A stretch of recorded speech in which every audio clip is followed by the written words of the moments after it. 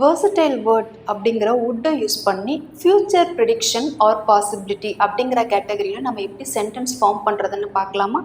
இதோடைய ஸ்ட்ரக்சர் என்னென்னா subject plus would plus V1 verb. நம்ம ஏன் ஃபியூச்சர் ப்ரிடிக்ஷன் அப்படின்னு சொல்கிறோன்னா நம்ம கையில் இருக்கக்கூடிய டேட்டா இன்ஃபர்மேஷனை வச்சு ஃப்யூச்சரில் இதே மாதிரி விஷயம் நடக்கக்கூடும் அப்படின்னு நம்ம கணிக்கும் போது நாம் இதே மாதிரி சென்டென்சஸ்லாம் யூஸ் பண்ணலாம். ஃபார் எக்ஸாம்பிள் சென்டென்ஸ் பாருங்கள், the new road would reduce traffic jams. இதில் த நியூ ரோட் அப்படிங்கிறது சப்ஜெக்ட் would யூஸ் பண்ணியாச்சு, ரெடியூஸ் அப்படிங்கிறது V1 verb. The new road would reduce traffic jams. இந்த ஆர்டரில் அப்படியே வருதா, இந்த புது ரோடு வந்து இந்த டிராஃபிக் ஜாமை வந்து குறைக்கும் அப்படின்னு நீங்கள் வந்து ப்ரிடிக்ட் பண்ணுறீங்க. நெக்ஸ்ட் ஒன் பாருங்கள், she would love that book. அந்த புக்கு வந்து அவளுக்கு பிடிக்கும். இப்போ உங்கள் ஃப்ரெண்டுக்கு என்ன மாதிரி புக்கு பிடிக்கும்னு உங்களுக்கு தெரியும், அதை பேஸ் பண்ணி நீங்கள் பர்ச்சேஸ் பண்ணியிருக்கீங்க. அப்போ நீங்கள் சொல்கிறீங்க she would love that book அப்படின்னு. ஷீ சப்ஜெக்ட் வுட் லவ் அப்படின்னு நம்ம V1 verb யூஸ் பண்ணிட்டோம். அடுத்து பாருங்கள், the project would create many jobs. இந்த ப்ராஜெக்ட் வந்து நிறைய ஜாப்ஸை வந்து ஃப்யூச்சரில் உருவாக்கும்.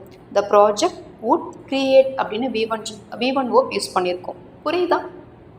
She would be perfect for the role. இந்த ரோலுக்கு அவள் வந்து பர்ஃபெக்டாக இருப்பா. ஷீ சப்ஜெக்ட் வுட் பிங்கிறது இந்த இடத்துல V1 verb ஆக்ட் ஆகுது.